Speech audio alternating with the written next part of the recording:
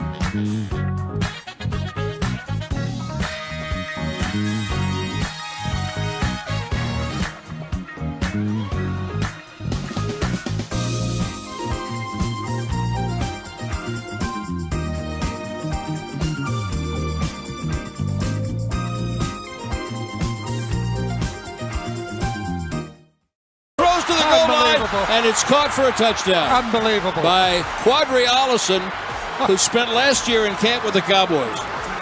Wow. He is sacked once. He's sacked twice. A touchdown. And Allison got away from Harper and caught it for a touchdown. Wow. Unreal Houdini play from Rourke there as he's able to get away from multiple Dallas Cowboys, avoids a sack, throws a touchdown. It proved to be the game winner as Jacksonville gets the win 28-23 to open up the preseason here at AT&T Stadium. Zach Wolchuk alongside Brian Broaddus at the Miller Lite Club post-game show brought to you by Pepsi. Made for Cowboys watching. In today's game between the Jags and the Cowboys at AT&T Stadium was brought to you by WinStar World Casino and Resort, the casino of the Dallas Cowboys. But Brian, I think all in all, the offense in the first half, they closed it very nicely. You had some momentum with the Jalen Tolbert touchdown drive. You had three and outs. The offensive line seemed to maybe figure it out as they got going. We, up in the booth, we're looking at Awesome Richards kicking from tackle inside to guard. Right. Thought he played a little bit better. I think we felt strong about the defense coming out of Oxnard, but it was the offense we were going to be looking at, specifically the offensive line group. What stood out to you tonight? Well, I'll tell you what, though, you're absolutely right. That defense was on the field a lot in the first half, and it was unfortunate that Rico Dowdle had that fumble going in.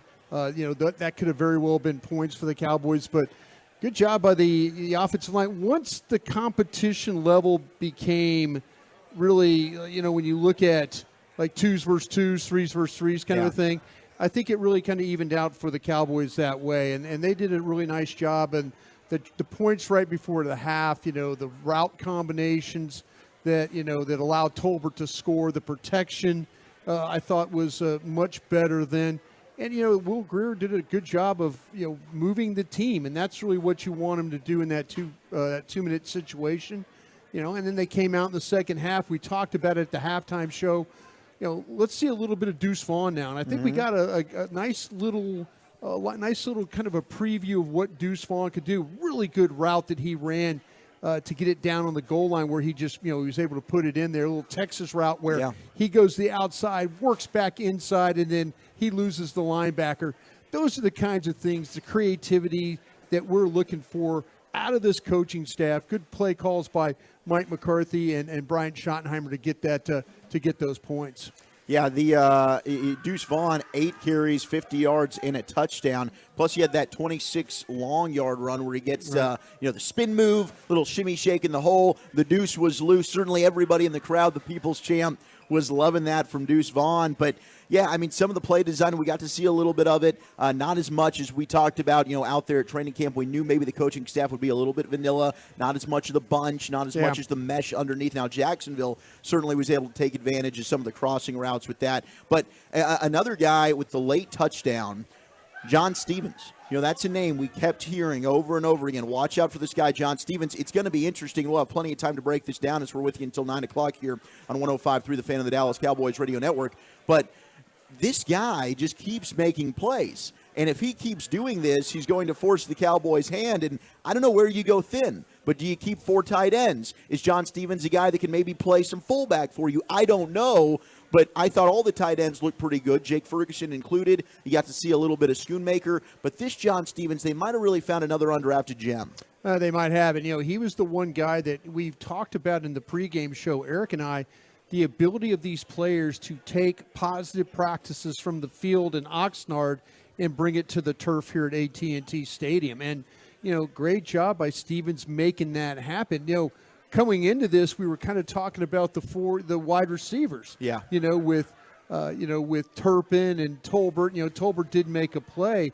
And, that's the thing about it, though. I think to me that, you're looking at a situation, and, I'm going to include Brooks in that, too. Sure. Remember, everything was about how do we evaluate these wide receivers? Can you keep 5? Are you going to keep 6? Mm-hmm. Well, the tight ends kind of lived up to the billing. The wide receivers, it was good to see Simi Fehoko, have an opportunity to catch some balls today, on those little smoke routes and things like that. So, it's one of those things where you kind of have an idea of, I need to see this, but then you get a guy like John Stevens who actually, was able to carry that over.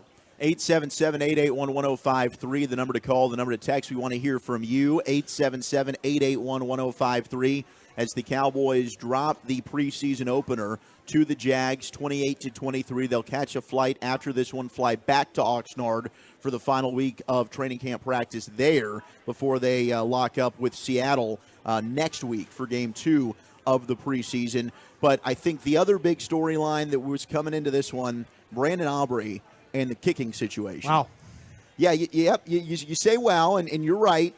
We saw Brett Maher, former Cowboy, miss one with the Broncos yesterday. Actually missed 2. He missed 2, you're right. Yeah. And Brandon Aubrey was good, 2 for 2 from field goals, but did miss the one extra point, was able to bang home this one late. But what did you think overall from the kicking unit? You know what?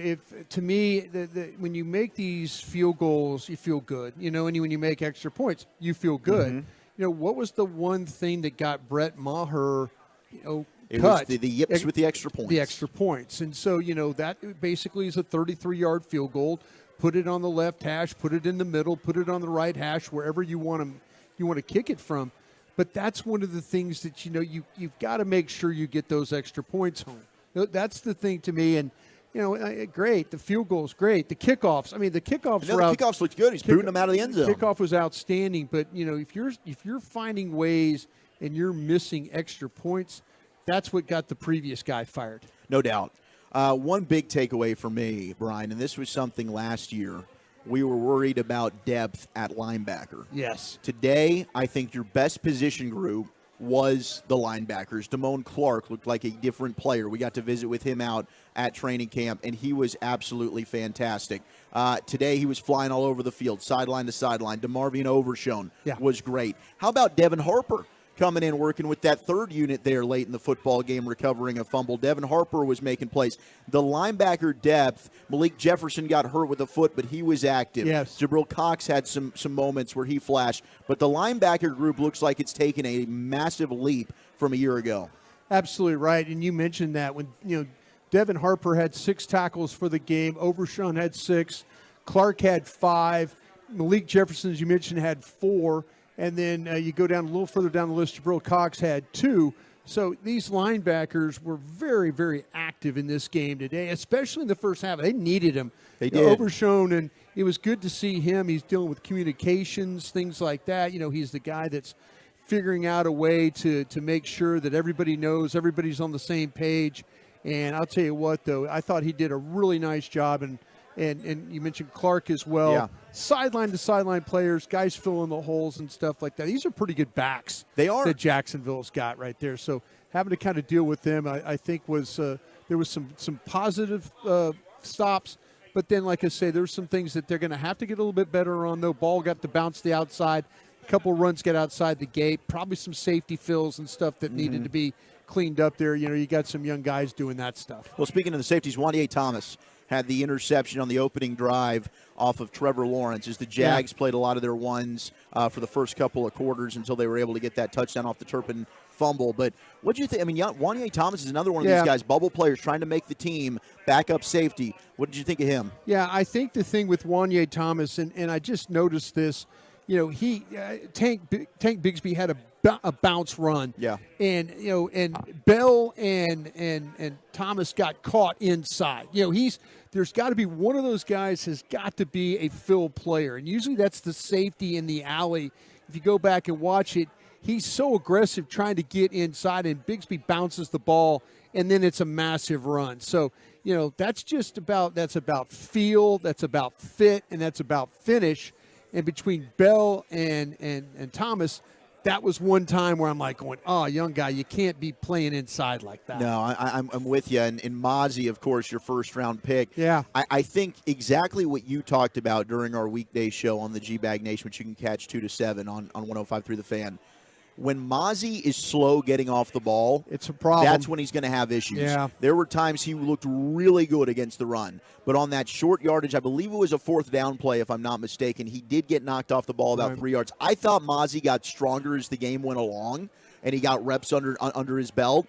But there certainly was, I think, positives. But to your point, he's going to go back and watch that tape, and there's lessons he can learn from that. Well, there are a lot of lessons. I felt like early in the game, though, Zach, he was a little tall. And when he's got to use his power to his advantage is what he's got to do. He's got to be able to extend and get rid of blockers and then be able to play the ball in the hole. But there was a couple of times where he's trying to take on the guy, then he takes a down blocker, kind of knocks him off balance a little bit. He's moved out of the way.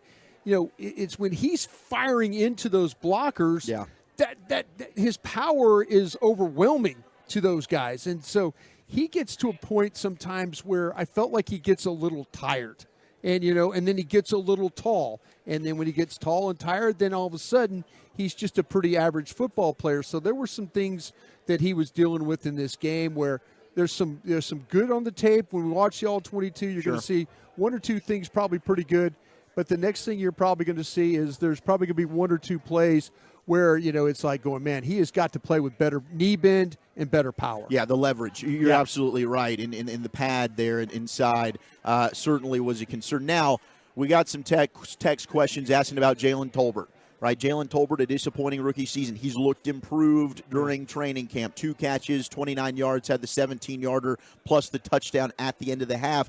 The receiver group as a whole, you didn't see the starting 3, but what did you think of Tolbert and the rest of the receivers? You know what? I liked what I saw with Tolbert. And that final drive, those receivers were on the field. There was some positive plays. There was a offensive pass interference, which I think was a bogus call. Personally, whatever call was made, it was made. Right? So anyway, those receivers in that 2-minute drill had to show some toughness because they weren't coming off the field. No. And when Tolbert caught that ball, and by the way, it was a great design, nice route. When he delays just enough and then drives inside, the 2 safeties split, and now he's right there. Great job by Will Gurr reading that lane to get the ball to him. But when he caught that ball and got in the end zone, you could tell he was gassed. Yes. But Tolbert needed that. He did. He needed to have his butt kicked a little bit. In that game, he did. He got out there, he had to run. He had to run a lot of routes. He couldn't come off the field, and he was able to finish. Those are the positive things you look at in a game where you're starting to say, oh, okay, well, how did he do last year? Well, last year, he's not making those plays. He's not running that route. He doesn't have the confidence to put the foot in the ground and go back inside and make that catch. No, you nailed it with confidence. He's talked about it this offseason. He was not confident last year. He was not a confident football player. And when you're not confident, you're playing slow. And today you saw the confidence there with Jalen Tolbert and the concentration. The one play that was knocked up and down, almost intercepted. He's able to track the ball in the air. Concentration. Made a good catch. Absolutely, did a good job there. Okay, we got a lot more coming up here. Zach Wolchuk alongside Brian Broaddus, Dallas Cowboys postgame show. Mike McCarthy talking at the podium. We'll hear from the coach. We'll hear from player audio, plus your calls and texts. 877-881-1053. You're listening to the Dallas Cowboys Radio Network. You know that sound anywhere. It's the crisp crunch of that first nacho chip. With its perfect cheese to sour cream ratio sitting atop a layer of delicious beans, it's a sip away from perfection. That's what we're looking for. Add a delicious, refreshing Pepsi and we've achieved absolute nacho nirvana. Because while you can pile those nachos high with every spicy, cheesy, savory topping, there's no topping a cool Pepsi finish. Nachos, better with Pepsi. That's what I like. Why do the Cowboys choose a Sleep Number smart bed? Because the Sleep Number smart bed helps boost recovery by adjusting to any move you make and helps you sleep at the right temperature all night, so you can take your game to the next level. And that's why 80% of NFL players choose the Sleep Number smart bed. Discover the next generation Sleep Number smart bed. Sleep next level. Perform next level. To learn more, go to sleepnumber.com. Sleep Number, the official sleep and wellness partner of the Dallas Cowboys. Todd thought it would be secure to jog in the cheetah savanna. Todd believed the big cat repellent he bought online was reliable. And now, Todd is trying to be faster than this cheetah that can run 80 miles per hour. But the good news is, Todd has AT&T 5G that is fast, reliable, and secure. And he learned the best thing to do is stop running and toss her the backpack with the beef stew. AT&T 5G. Fast,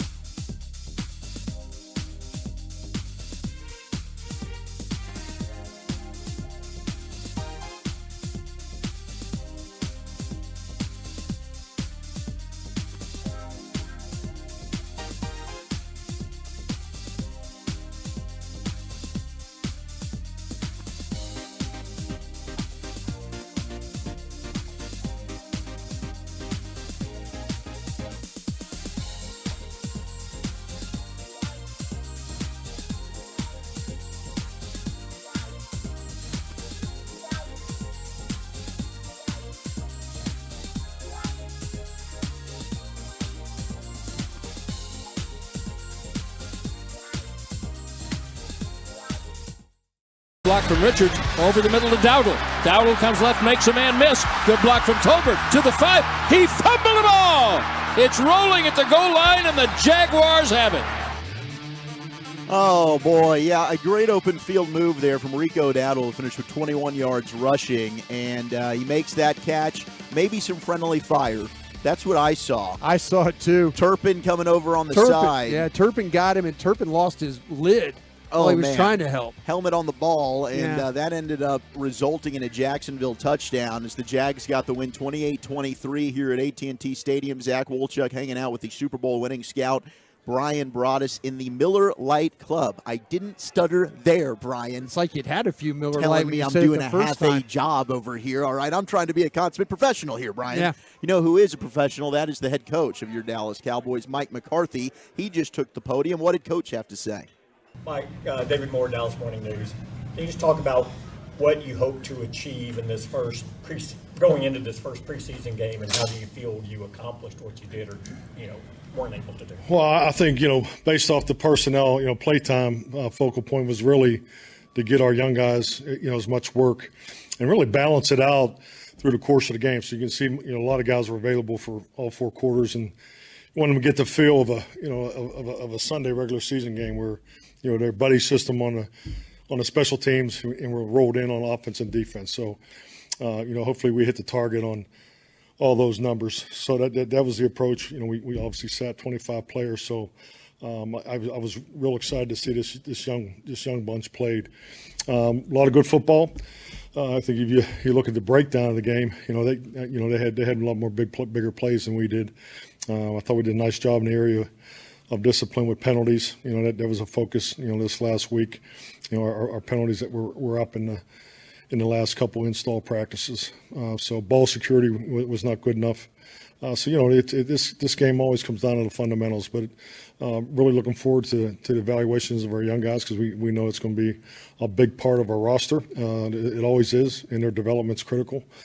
Because these guys play sooner than later, as we know in our league. So, as far as the overall, what I expected from the team and what it told them the expectation was, you always have your first game, your first preseason game, and it's critical in that first preseason game to get the pace of operation, to establish your play style, and get the mechanics, the communication. I mean, there'll be a number of things. I know personally, I got to be better.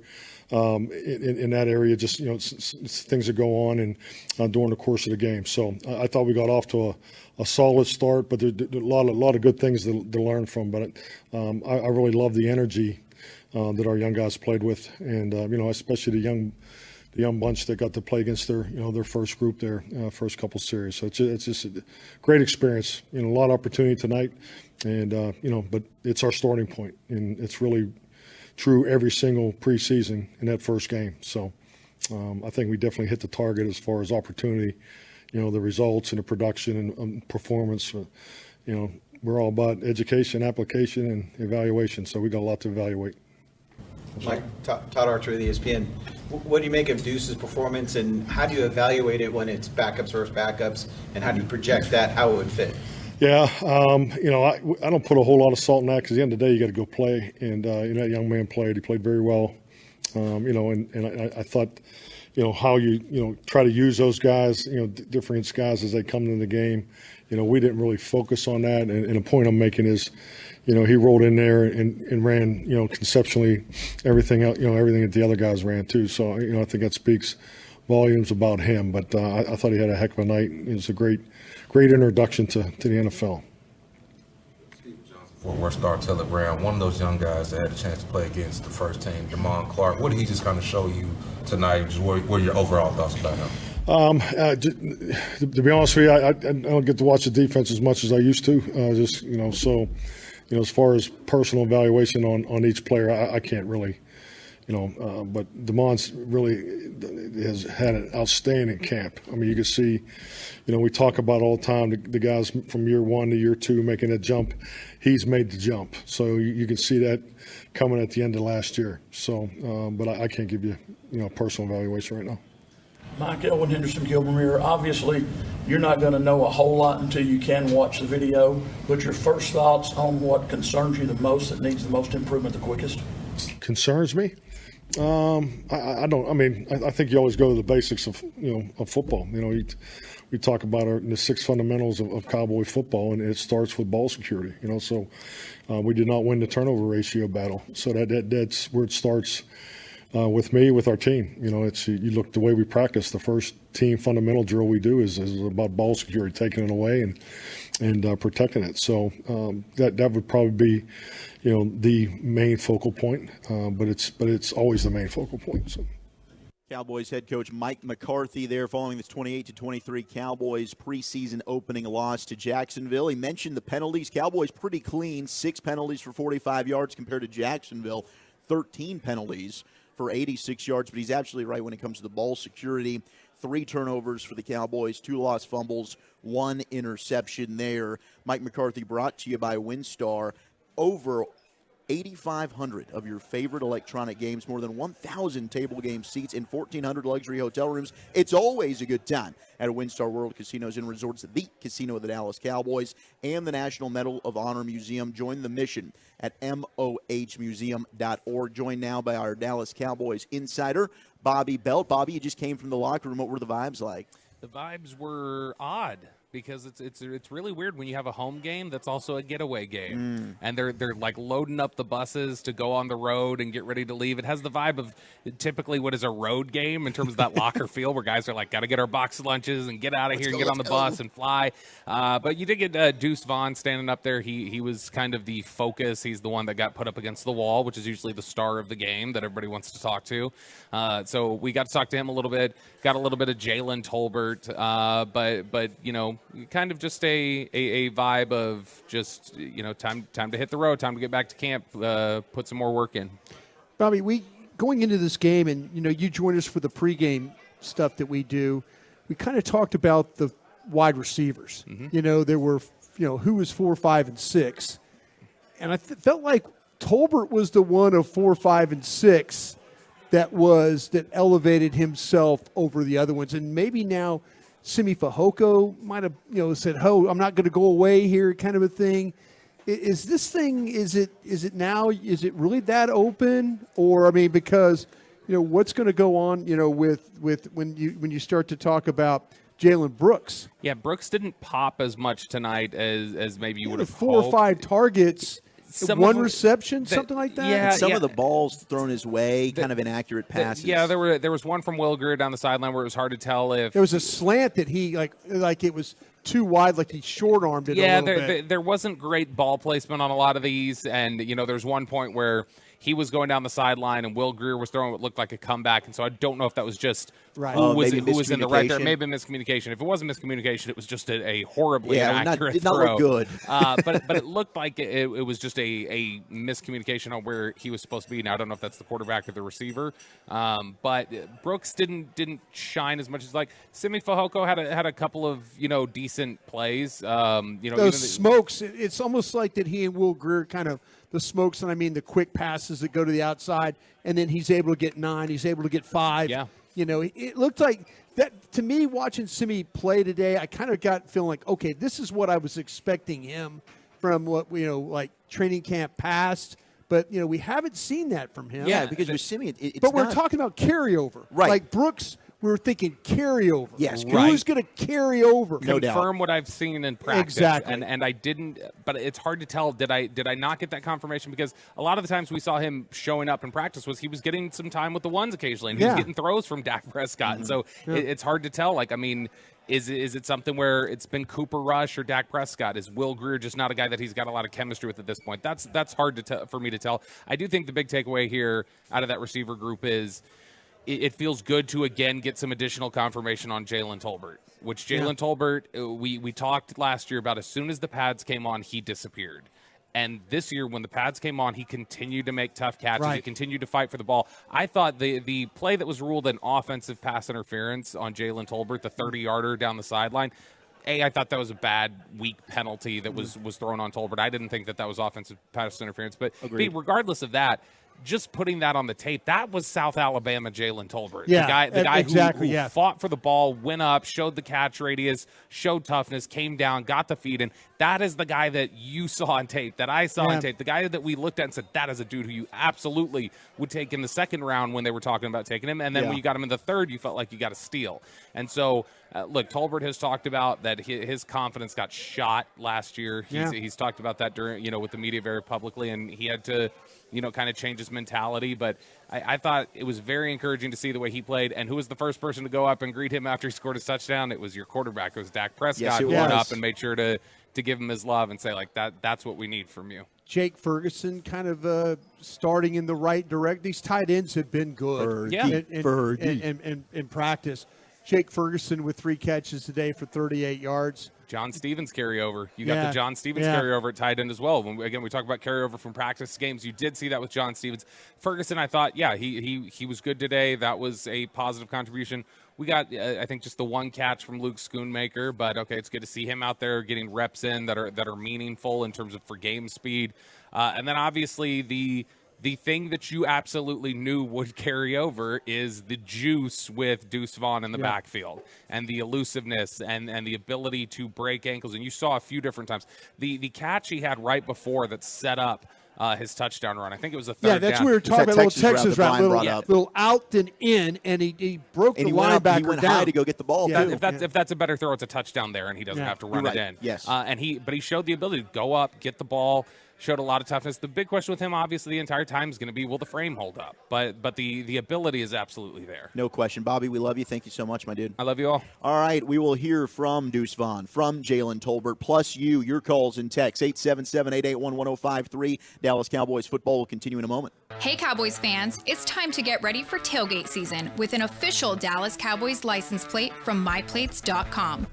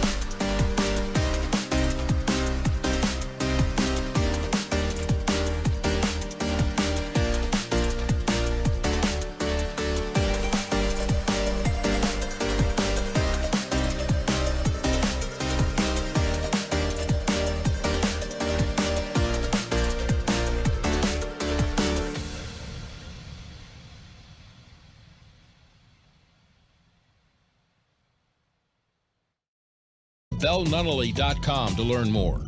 2nd and 9 at the Jacksonville 46. Now don't run it. Greer hands it off. Vaughn into the middle. Breaks a tackle. Breaks another. Breaks another. Run it. Has the ball inside the 20. Comes out strutting. Comes out with a swagger. All 5 of him.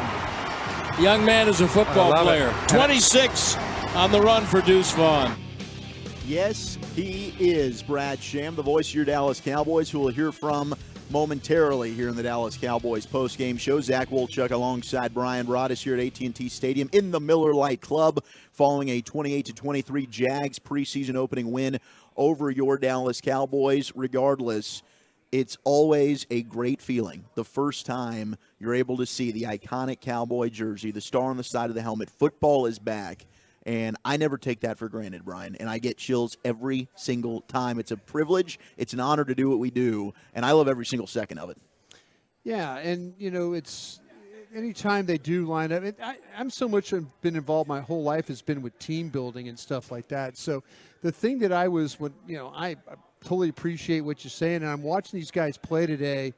And every play, I'm like, please get up. Yep. Please get up. Please get up.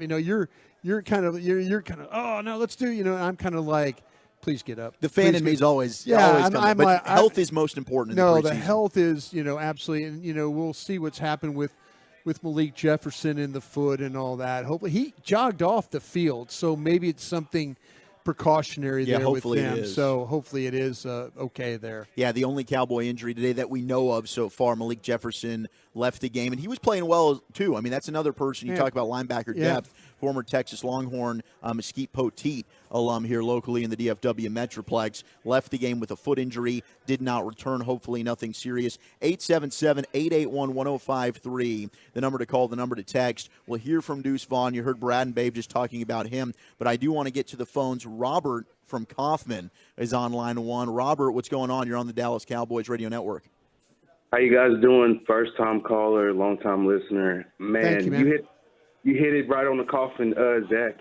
It's like the world closed and the spotlight's on the Cowboys. It's like football started on Friday, but when the Cowboys play, it's on. That's when you know football has really, really started.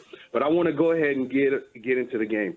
Deuce, is it just me, but whenever he approached, when his time was coming, you got that feeling like you know he's going to pop one. If it ain't this one, it's going to be the next one. And just got so excited every time he touched the ball. And he did his thing tonight. Now, going on to Mozzie, you were right, Broaddus. He played a little high. He got stronger as the game progressed. But I feel like that he's going to get better whenever they play Seattle once they start him out. Tolbert, you can tell his feet was crisp. He definitely evolved this year a lot. And I'm all in on that John Joseph dude. John Stevens, Stevens. Yeah, I can't. They're going to have to make some decisions, man, because I think he's going to push to get on this roster some way, somehow. But for the most part, it's not a game to hang your hat on. It was some positives. There was some negatives, but it's just the first preseason game, and they'll work the kinks out. And over that, I'm just glad that football is back. And thank you guys for having me on. Hey, I appreciate the call there, Robert. A lot of good takes, and I'm with you, man. It's always fun as soon as we get Dallas Cowboys football back. About to hear from the voice of your Cowboys, Brad Sham. Before we do that, let's pause 10 seconds for station identification across the Dallas Cowboys Radio Network. This is the exclusive home of Dallas Cowboys football. KRLD FM and HD1, Dallas, Fort Worth. Let's go, Cowboys. Always live on the free Odyssey app. 28-23, Jags beat the Cowboys in the preseason opener. We now hear from the voice of your Dallas Cowboys, the man, the myth, the legend, the great Brad Sham. Brad, how are you, sir, and what were some of your takeaways from this first preseason game? Oh, I don't think I've got anything different to offer from what Robert just said. I thought he pretty nicely summed everything up. It really is pretty much like you said. It was not a disaster. And so that's the first thing that you want. I mean, the first thing you want nobody to get hurt. And I guess we have to find out about Malik Jefferson. But other than that, it didn't appear that anybody got hurt. So that's number one. Number two, then you just don't want it to be an unmitigated disaster. And I would say clearly it was not that. first offensive line, what was tonight their first offensive line, did against Jacksonville's real first defensive front. And obviously there's a lot of work to be done there, but, they didn't start either Smith or Biotish or Steele, and I'd say wisely. So the things that he said, guys, Tolbert, and I thought Greer definitely had some moments, and Vaughn clearly had some moments, and Wanye Thomas, which is what they've been seeing all along. I thought Damone Clark really showed up, which was a good thing. He was Brian, I thought he was more like what we kind of have been looking for than we've seen before, which is about the off-season working, but he was physical and he was seemingly very aware. So say more good than bad. Brad, I know you just went through all the things that you kind of really like, but when you sit down with your iPad on the way home or when you get to California and you watch the game again, is there anything that you're going to think like, I didn't see that? And I know calling the game, you're just focused on how things are going, but is there going to be something that you're going to say, man, I didn't see that the first time around? Oh, I'm sure there will be, and it'll be tomorrow before I get a chance to look at it. But, again, that offensive line stuff, I thought, there was a couple of series there where it was in the second half where Greer and Jalen Brooks looked out of sync. Yes. And Babe made the point that it's possible that Brooks was just in a hurry, too much in a hurry, into his routes, and that maybe can affect the way it looks. But, I'm interested to find out the answer to that, Brian. I think there are going to be a couple of guys who you look at it and say, oh, I wish I had noticed that. And then there might be one or two where you would say, oh, I wish I wasn't seeing that. Right. The thing, Brad, the thing that was, I kept noticing Kelvin Joseph, and I was noticing him in coverage in the slot and then on the outside and, him. I mean, there were some plays that where others were giving up. I kind of felt like that when you watch the tape, I'm interested what you think of how Kelvin Joseph looked, because I think that he played a much better game because I just focused on him. Watching him in coverage, and ball didn't always go his way, but when it did go his way, he was ready. I'm thinking like, okay, he's trying to play himself back into us just talking about him as a legitimate corner on this team. Yeah, I think I would agree with that assessment completely. I think clearly there was some cornerback play that was better than things that we've seen in the past from him. Sure. And I think he's working at it. I think you're 100% right. He's really trying to climb back up the ladder now. You want to look and see how Wright did and Scott did, and Bland was out there for a while, and it's tough because there's three pretty good guys in front of him. Right. But I think you're right. I mean, he's definitely got a chance, and the more he can do that, he's already probably next to C.J. Goodwin, their second best gunner. And so if he can play cornerback like that, then I would say that really helps him. Talking with the voice of the Cowboys, Brad Sham, here on the Postgame Show, brought to you by AT&T, the official 5G innovation partner of the Dallas Cowboys. A lot of fans texting and wanting to know your thoughts on Mozzie Smith, the first-round pick. I mean, we've talked about some of the rookies, Deuce Vaughn, Brooks as well. I think D'Overshone looked really, really good. What did you think of the rookie class that we got to see? Loved Overshone. Expected to love Overshone. Expect to love him every time he gets on the field. So it's just like Deuce. If you followed the Big 12 and you watch games, then you saw Deuce and you saw Overshone, and they were really good football players. And I'm really excited about Overshone. The thing about Mozzie, that's one where, for me, for what my job is, I got to follow the ball. Yes. So I'm not going to see a defensive tackle, but I will tell you that I was talking to a very good friend of mine right around draft time when they drafted him, and he's asking me if he's going to have a lot of sacks and what kind of impact he's going to have, and am I going to call his name a lot? And I said to my buddy, who Brian knows very well, I said, what if I almost never call his name and he plays exactly the way they want him to play? Would you consider that a good pick?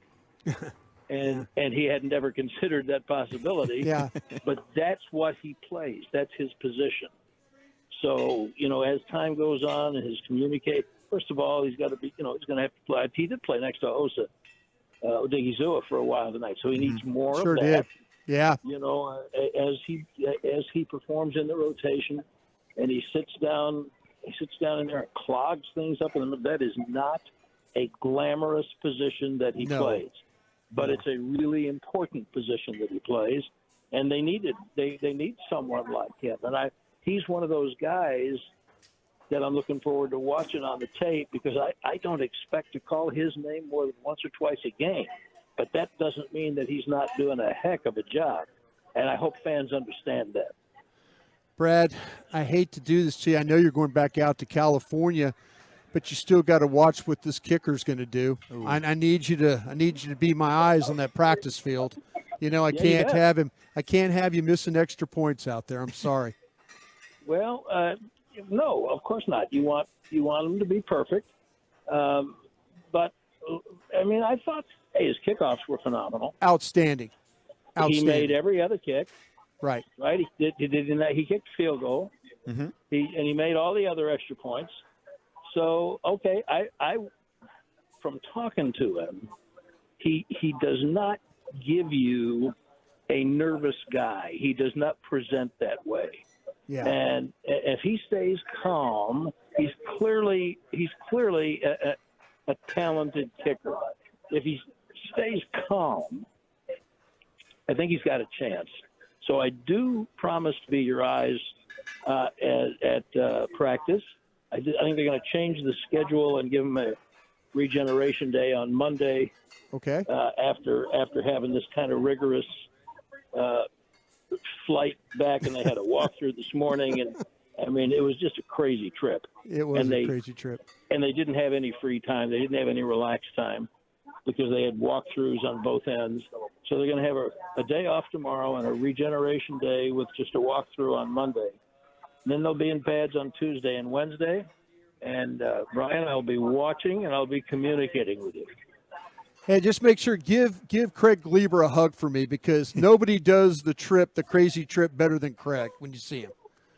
People do not understand the pressure that the logistics traveling guy is under, and he has never fumbled. I've known him most of his life, and he's never fumbled. Brad, you're the best. Safe travels to Oxnard. Soak in that beautiful weather. We look forward to catching up with you for the rest of the season. Very good. Talk to you guys next week. There, it sounds great. There he goes. The voice of your Cowboys, Brad Sham, brought to you by Blockchain. You don't need a complicated play to bring it into the end zone. That's why you should trust the team at Blockchain.com to make buying, selling, trading crypto easy. Play smarter, not harder with Blockchain.com. We still got Jalen Tolbert. We got Deuce Vaughn. More of your calls and texts. 877-881-1053. That and more as the Dallas Cowboys postgame show rolls on from the Miller Lite Club. You're listening to the Dallas Cowboys Radio Network. Fly to Philly, take off to Tampa, depart for Denver. Following your team on the road is more rewarding with the American Airlines Advantage program. Your flights and everyday spend not only earn you miles towards your next trip, but also loyalty points toward Advantage status. All the more reason to purchase both a home and away jersey. With status comes great benefits like priority boarding.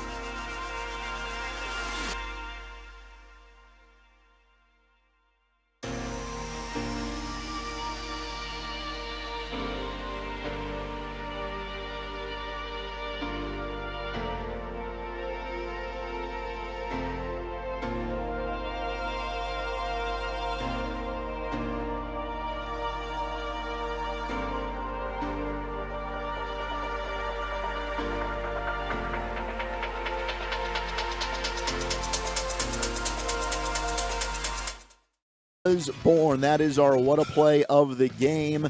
And that is brought to you by WinStar. As the casino of the Dallas Cowboys, WinStar knows what it means to be a star. With over 10,000 of your favorite electronic games, the all-new 2-story WinStar Spa and Cascades, their luxury pool complex, WinStar really is the place to feel like a star. Please game responsibly. Also brought to you by AT&T, the official 5G innovation partner of the Dallas Cowboys. Brian, this isn't a surprise for us, right? On the draft show, we loved Deuce Vaughn. There's nothing not to love about watching this kid and the way he plays. And when we got to visit with him immediately after he was picked and the emotional scene that was, he said, look, I've been this size my whole life. I can't change that. He's adapted to it, and sometimes he's able to utilize that to his advantage. He looked every bit about what we expected tonight, the ability to make people miss, the burst, the acceleration. We've talked about maybe he doesn't have the long speed. That might have shown up on one of those long runs, but Deuce Vaughn, a crowd favorite, but he can also play some football now. It's really funny how he is he got through the line one time, and I can't remember the Jacksonville defender, that almost like it was like a face mask, like he went. Yeah. And so you're trying to tackle him what you would think like a normal wrap up, but he's kind of short and he just goes underneath the arm. Goes under, and so now every tackle kind of looks like you're face masking him, and everybody goes ooh, but it's Patrick Walker always talks about this. I work with Patrick on the Cowboys Break, and he talks about teleport. Mm-hmm. It's not like, he's at one spot, boom, now he's in another one. He teleports through the line, and then he's at another spot. And so, the Cowboys, you're looking for traits. The thing that could limit him for doing special team stuff is his height. Unless you really talk about him as a returner. Sure. He had the opportunity as a punt returner. Yeah. He let the ball hit. And I was sitting there thinking, I go, because I was watching him at training camp, and he's just not totally confident doing that yet. It's like, and you got to run up. Bill Parcells used to coach this all the time. You got to run up, and you got to get yourself planted under the ball. Mm-hmm.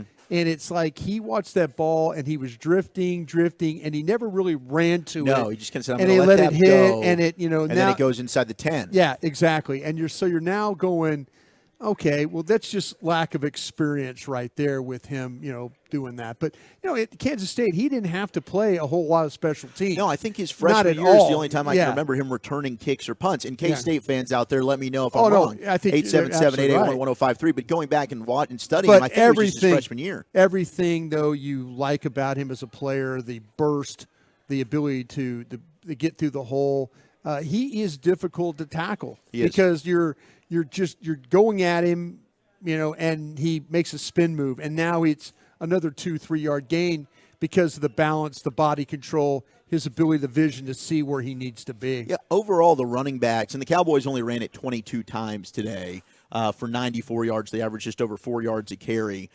Deuce led the way with 50 yards rushing. Rico Dowdle had 21. Hunter Lipke got 3 carries for 6 yards. Didn't see a ton of Malik Davis. He got a lot of work as check down. Yeah, the problem with Malik Davis is he was the first one out, but opening series, they get the sack. Yeah, they get the sack. I mean, and you're Jacksonville, and you're blitzing to try and get off the field. And then on you third. Fumble the punt return. Right. So yeah, it's just kind of one of those things where you're thinking as a back, if you're going to be the starter, you've got to find a way to be a blitz pickup guy. It was a pretty simple blitz. Yes. It's something he's just got to come across the pocket and he's got to pick up the blitzer. Instead, it's a sack, and then they have to punt. And that's such a great point, and it's not the fun thing, eye candy wise, that pops out to you as a fan. No. But that is so important as we critique this running back group, and that's what. Well, who's the second one? Well, who's the two? Who's the two? But also, how do these guys perform in pass protection? Because as much as we can say what we want about Zeke and whether you'd want him back or not, the one area that he was one of the best at in the league was in pass protection. Vision, blitz pickup. Absolutely. Yeah. And they're missing that. So and I think Tony Pollard took tremendous strides last year improving in that. Gives it a good Pollard, effort, yeah. How do these guys, Davis, Dowdle, Vaughn, Lipke even, who got some work, is just an eye back, right? I mean, he wasn't even playing fullback from what we saw today. One back runner. How do these guys end up performing in that area? Because that is very important to this team. Yeah, it's that's the one thing that was just kind of disappointing. If you want to say the backs did some really good things, catching the football and all, but that's when they go back and study that one, it's a very simple pickup, and Malik has got to just see it a little quicker. And maybe you're not game planning for this stuff. You're just going out there and you're reacting, going, oh, all of a sudden the safety flashes, and now I got to pick him up. He saw it, but he saw it too late, and unfortunately, though, it got the Cowboys off the field. Jags got the win 28-23 over the Cowboys here at AT&T Stadium in preseason game number 1. Cowboys will fly back to Oxnard. They'll get ready to take on Seattle next week, and that'll be a 9 o'clock kickoff. We'll start pregame coverage at 6 o'clock here on the Dallas Cowboys Radio Network. 877-881-1053, the number to call, the number to text. Let's head back out to the phones. We got Adrian in San Diego. Yo, Adrian, what's going on? Hey, what's happening, fellas? Welcome back to football. Thanks so much for doing what you guys do, pregame, postgame, during the game, all the time. Had a question for Brian on the new Texas Coast offense. Number one, I noticed that there were 0 pre-snap penalties on offense, which was an amazing sight to see. And secondly, I noticed the foot. McCarthy talked about how he wanted the quarterback's feet to line up with the receiver's routes. And I started to notice that I didn't see a whole lot of double hitching, and I saw a lot of outlet passes to the backs made pretty quickly from the time the ball was snapped. Just wondering if I can get your assessment, being a West Coast guy yourself, on how the new Texas Coast offense kind of looked in its first preseason action. Well, thank you for the call, Adrian. I appreciate that, and send some of that beautiful San Diego weather and street tacos and everything else you want to send those our fish way. Tacos. Yeah, we'd love to have some. It's our favorite thing to do. But yeah, the West Coast stuff, there's been so many variations. It's funny that Babe Laufenberg, if you were listening to the pregame show, Babe and I were talking about this, about, the variations of really what the West Coast offense, and, it goes back to Bill Walsh. I was with it in Green Bay with Mike Holmgren. We've seen it with Steve Mariucci, and others have kind of carried it on, and Andy Reid have adapted along the way. But my impressions of it, I saw more variations of formations and stuff in practice than I saw today. But what I did see and what I did like are some staples where you do have that ability where you run receivers through and then receivers behind. Mm-hmm. We saw some slants. Not all the slants were connected. I'm sure when you go back and watch the All-22, Will Greer's footwork probably not great. The route maybe not like it needs to be. But, the things I like that the route we talked about with Deuce Vaughn, that Texas route, that's a staple. That's a Roger Craig special right there. Outside break, inside break, and then now you're on the linebacker one-on-one when the field opens up like that. Again, the slants, the things that they were able to do. It was nice to see him throw some screens today. Was it ever, man? And that's credit to the offensive line. They got out in the second half. Yeah. And they made some good blocks in space. That's exactly the one. There was screens right before the half. That went for some good yardage and stuff like that. So to me, some variations of what we normally see in a West Coast offense, but I don't think you saw the formations, the bunch formations, the twins formations, the things very static in the way that they played tonight. And that's because, like I said, you don't want to show anything, you don't want to put anything on tape. Sure. But you also want to just play to the strengths of your guys. Mm-hmm. Hey, don't give them a lot to think about.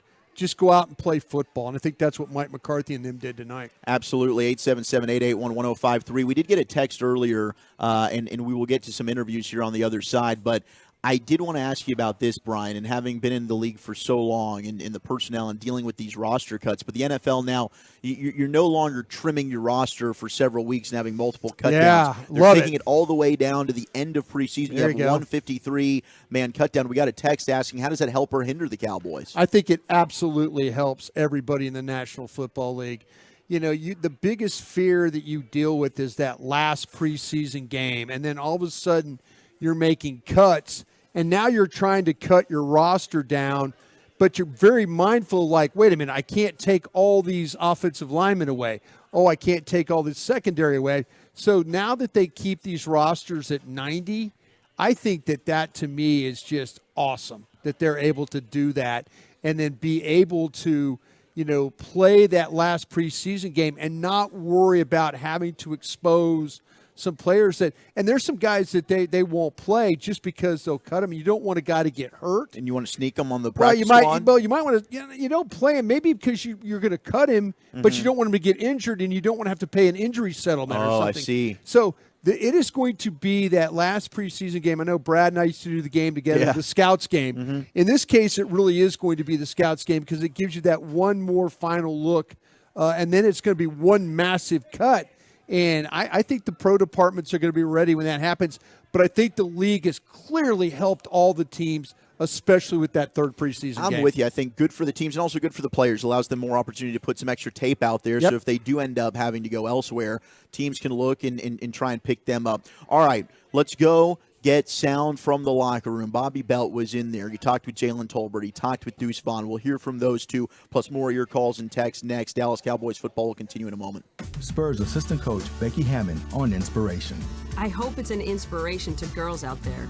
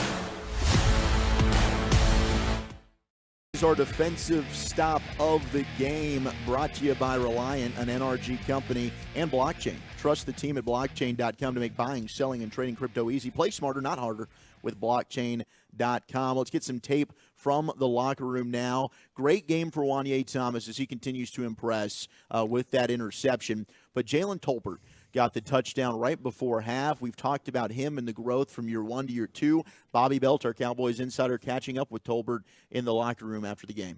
Get back out there, compete with my brothers, go out there, make plays when my number was called, and, just continue to build on, how camp is going. After you got the touchdown, what's the first thing that went in your mind? Is there any sense of relief as far as, saying, hey, I'm on the right track? No, not really. I didn't really think about it. Should have probably kept the ball too, but I just knew that I made a play for the team. Obviously got a touchdown, and after that, was just looking forward to celebrating with my teammates, and then moving forward from that point on. I'll try to stay neutral and not get too high, get too low. So obviously, just move on to the next play. That said, can you walk away from this game looking back at the tape and say, I like what I put on film against the Jaguars? Oh yeah, definitely. I feel like I went out there and played fast, confident, physical. So, I like what I did out there, and now I'm just trying to build on it. Where do you feel like you are right now compared to this time a year ago? Like I said, it's day and night, comfort level. Just going out there and being confident in what I'm doing, what's asked of me, and just going out there and being able to, be myself and make plays. Things seem slower? Is it just... Yeah, definitely. What, after the touchdown, it just seems like you're stacking good day after good day. Is that part of it, just kind of reinstilling that confidence? Yeah, definitely. It started this offseason, but every day just trying to build on it and get 1% better at some aspect of life in general, whether it's on or off the field. And so just continuing to grow and, grow from last season to off season to now. And so I'm just, like I said, just trying to stay neutral and, not get too high, get too low. And, we got practice coming up, so just looking forward to going back out and just competing and continuing to get better on the field. What do you feel like has been the biggest benefit or the thing that's helped you the most during this offseason to really take this leap forward this year? Regaining my confidence throughout my teammates and throughout, being able to go back home and, watch old film and just, regain my mental. I think that was one of the biggest steps for me this offseason. The mental game, the confidence, and he showed that in training camp. He showed it today, 2 catches, 29 yards, and a touchdown. That first catch, and we talked about it earlier, Brian, looked like he was going to be intercepted. Yeah. And he's able to track the ball. I think it doinked off a couple of Jags and then ends up popping up in the air. Great Tolbert concentration, tracks it, able to make the catch. But this is a guy that is lining up properly.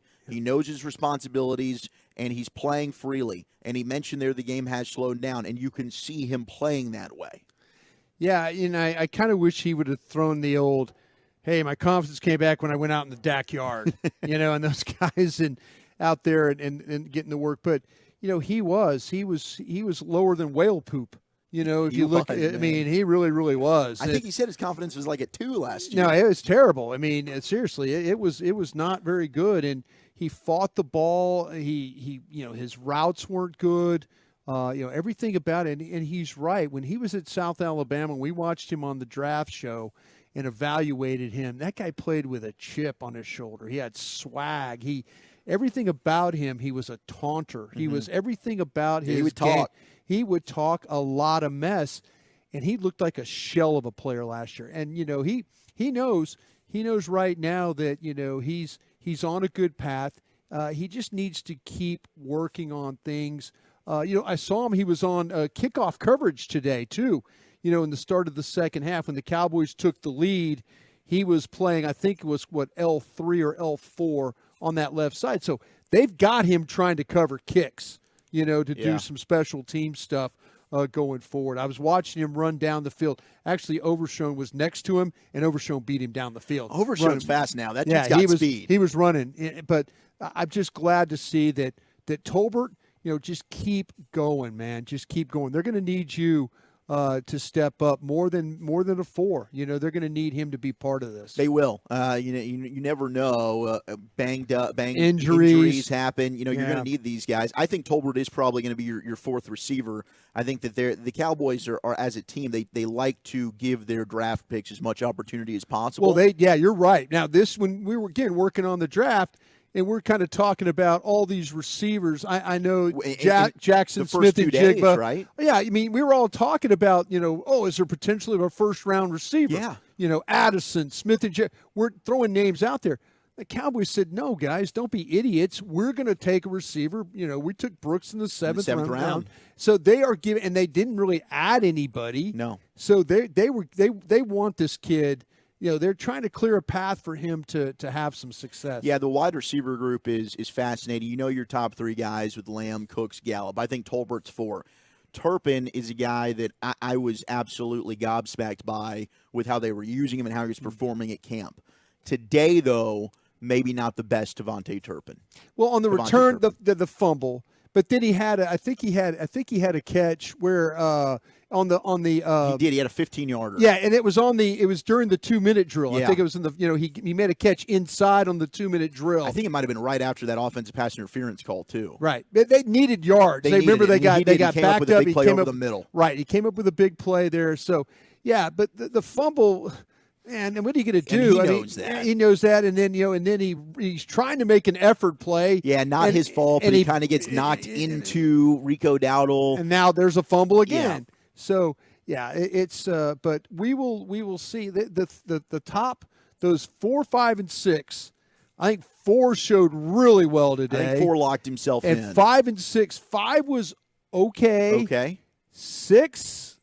You probably say game based on the game, Fehoko was better than Brooks. Yes, but body of work so far, Brooks has been better than Fehoko. Yes, if you want to bet. And when Dennis the lights Houston, come on, I thought looked good. I mean, he ran some good. I mean, last year Dennis Houston lined up as their number 2 receiver to start the season against Tampa Bay. Yeah, Dennis Houston is one of those guys you can't run out of sight.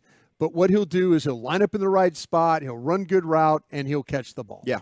All right, let's hear from the people's champ, Deuce Vaughn. Had himself a touchdown, had himself a couple of really nice runs. Bobby Belt and the rest of the media catching up with the Deuces Loose at a K-State. Deuce Vaughn. To have him here in the locker room after playing your first preseason game, so how can you put into words that moment breaking into the end zone for the first time as a Dallas Cowboy? It's hard to put in words, man. Can't take all the credit. I mean, those guys up front, man, they were blocking the bus off all game. To get in the end zone on the first preseason game, it's a testament to all the work that's been put in over the past 6 pre-drafts. What do you feel like you were able to put on tape and prove to people tonight? Just that I belong. I feel like that's the biggest thing for myself, of coming in and proving people that believe in me right. And it doesn't stop now. You go back to work on Monday and you get ready for the next preseason game. Yes, for you, I mean, it was quite a wait to even touch the ball, and it took a while. What was that wait like after the game started? The punts and kicks were kind of avoiding you, and then it took a while for you to get your first carry as well. Yeah, just stay patient. That was the game plan coming into the game. I always made sure I was going to be behind Rico whenever they were just looking to see the things that were going on with the game, so that whenever it was I could go in and be successful, try to be successful, and just being behind them, because those guys did roll with us in the game. I can see them out there as well. So they take us through 2 plays. The one that was the shifty cuts, and then the other one where you kind of just busted what you saw. Like I said earlier, great blocking. They opened up real nice, got to the second level. Whenever you get to that second level, I feel like that's where I excel. That's where I do well. And so it's hard to really put into words exactly what's going on. But anytime you got a safety come from the post and it's one-on-one, I like myself. And it's hard to put into words, but it's still kind of rolling. The crowd really started to embrace you as you were going on in that drive. What did that kind of feel like? They're already kind of getting over? It's crazy. I never notice the crowd whenever I'm playing. I feel like you're so locked in and everything. But I mean, just that support, just knowing that the support's there is huge. And it's a lot of confidence for yourself whenever you're going and playing. And it's unreal. I mean, the crowd was electric tonight. Do you feel like you showed everything you wanted to show today? Not necessarily. There were a couple of things I kind of wanted back. Out the football field, and that's what practice is for, getting back into the grind and the work of the week and getting ready for this next preseason game. Last week, Jack said that you might have some of the best hands on the team. Just how much work goes into that as a running back, and how much pride do you take on that part of the game as well? A whole bunch of pride. I feel like that's just another part of being versatile for us in the backfield. And I get on the jugs every single day. Malik Davis keeps me accountable. We get on the jugs after every single thing whether that's practice or after a mock game, and we're on those jugs. Pretty much the last 2 out there every single day. So yeah, I take a lot of pride in it. What did Dak tell you after you scored that touchdown? One of the biggest things, I feel like I wasn't really listening to a lot that was going on just because, I was so excited. But a lot of the guys were saying this first of many, man. They were saying good stuff. Just going out there and being able to do that in your first preseason game is huge. And it's hard. I don't remember a whole bunch that was being said after that. Pretty awesome there from Deuce Vaughn. Great debut. We know how special that is for him and the family, of course. But Deuce Vaughn doing everything we were able to see on tape at college at Kansas State. Yeah, he's the only thing he lacks is height. Everything else is top shelf with him. His ability to catch, and like I say, you almost at that height you got to walk on water. That's my old boss Ron Wolf of the Packers used to say. If you're going to be a 5'5" running back, you got to walk on water. And we saw some things tonight of him walking on water. The spin moves, the avoid, the catching the football, the getting in the end zone, exploding through the hole, the quickness that he has. There's things that you're going to have to you can use this guy in a lot of ways. You can use him as a weapon player. And even if you hand him the ball. Now, this is where it's going to come down with Deuce Vaughn is one of your running backs. Whoever the third running back is with him has to be a special teams player. Right. A big-time special teams player. Because that third guy is going to have to make up for Pollard and Vaughn. Right. Because you're just going to use Deuce in a way of just offensive snaps. Yes, and we have seen, Rico Dowdle's done that. Unfortunately, hasn't been able to stay healthy. Right. Malik Davis, who's been a kick returner previously. Right. Can he maybe do some coverage things as well? But that's a great – maybe a Hunter Lipke steps in and has to earn a play special teams. Somebody's going to have – it's so funny as we're sitting here in the Miller Lite Club, they're showing highlights of TCU and Kansas State playing, and Deuce just scored for Kansas State. But, it's really – those backs – because you can figure out things to do with Deuce Vaughn. Yes. And he could be a problem. And let's hope it's not what happened with Tony Pollard, where you saw some of those flashes of Tony Pollard, and then 3 years later it's like, oh, well, yeah, we're now kind of figured it out. No doubt. I think Brian Schottenheimer and Mike McCarthy do have a plan for this guy. I think that they do as well. All right, more of your calls and texts, 877-881-1053. As we put a bow on this one, look ahead to next week in Seattle. You're listening to the Dallas Cowboys Radio Network. The big game is here. It's the new Cowboys scratch ticket from the Texas Lottery. Play today for your chance to win up to $100,000 instantly. Or enter for a chance to win Dallas Cowboys VIP experiences like Draft Day War Room packages, season tickets, and much more. Make every day game day with the new Cowboys scratch ticket. Dallas Cowboys Football Club Limited. Visit TexasLottery.com for odds. Must be 18 or older to participate. Play responsibly. SeatGeek has your back no matter what kind of Cowboys fan you are. So whether you're a diehard fan or a don't really care fan, a we got 'em next time fan or we'll never win again fan, a here for the tailgate fan or a first one through the gates fan, SeatGeek not only makes buying and selling tickets easier than ever before, they make just about everything else easier too. So whether you're a here every week fan or haven't been here in years fan, SeatGeek has you covered. Download the SeatGeek app.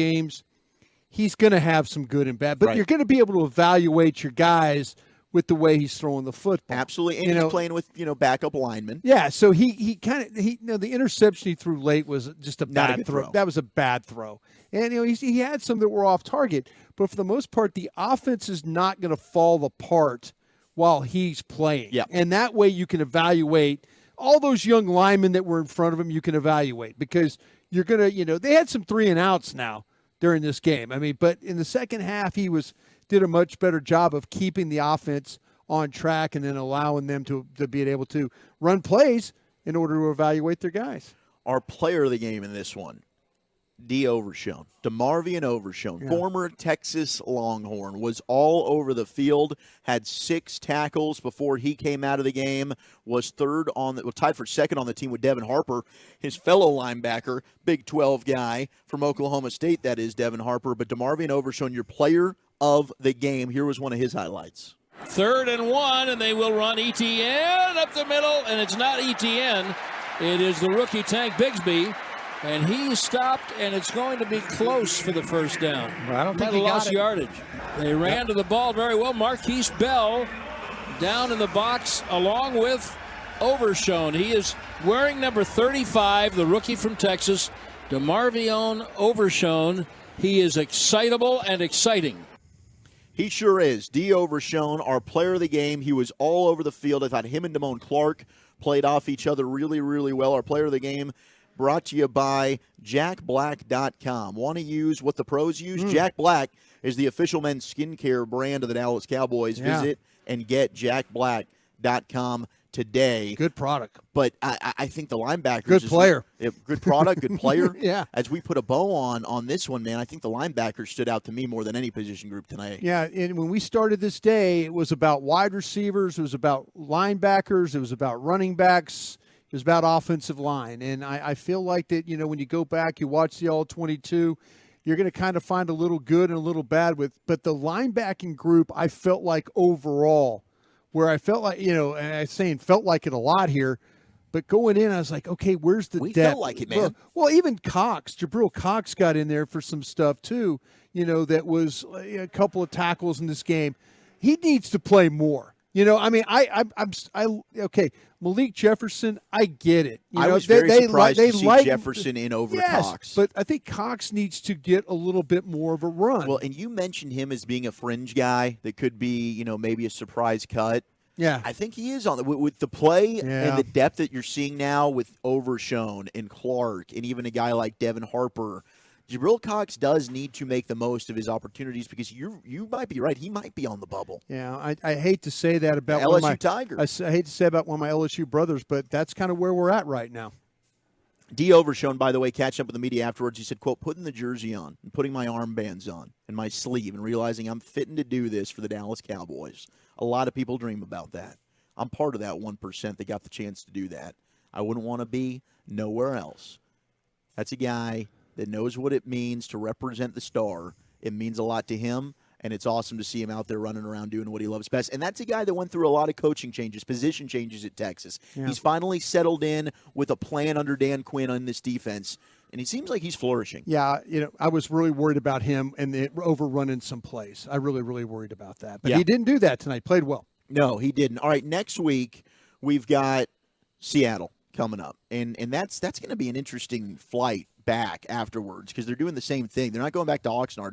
They're turning around. They're coming right back to Texas, and they're going to conclude training camp there in Frisco. But next week it'll be a 9 o'clock start against the Seahawks. Pregame will be at 6, and we'll go till 2 a.m. for the postgame. So that's going to be a blast. We're excited for that. It's just good to have football back, Brian. Absolutely. It really, really is. All right, thank you to everybody that was a part of this one, whether it was Peyton, Ruben, we got our guys DJ, Alec, Ross, Jeff, Tim Collins, Gavin Spittle, Eric Chiafalo. We love you. We love being a part of this, and thank you so much for tuning in and listening to us. Zach Wolchuk alongside Brian Broaddus. Until next week, hugs and hand pounds, everybody. Dallas Cowboys football will continue in a moment.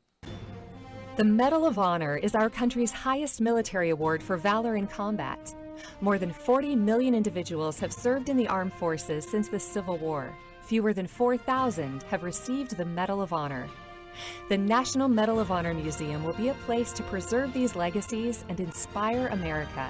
It's being built right next door to the Dallas Cowboys in Texas. Help us honor our country's greatest heroes. Learn more and get involved at mohmuseum.org. At Jigsaw Dating, we obviously want the Cowboys to bring that 6th ring home. But to be honest, we're more focused on finding the person who will put a ring on your finger. That's why we created a dating app that reveals your face through meaningful conversation, so you can date deeper. Because it's personality that matters the most, not looks. Join Jigsaw Dating today, dating partner of the Dallas Cowboys.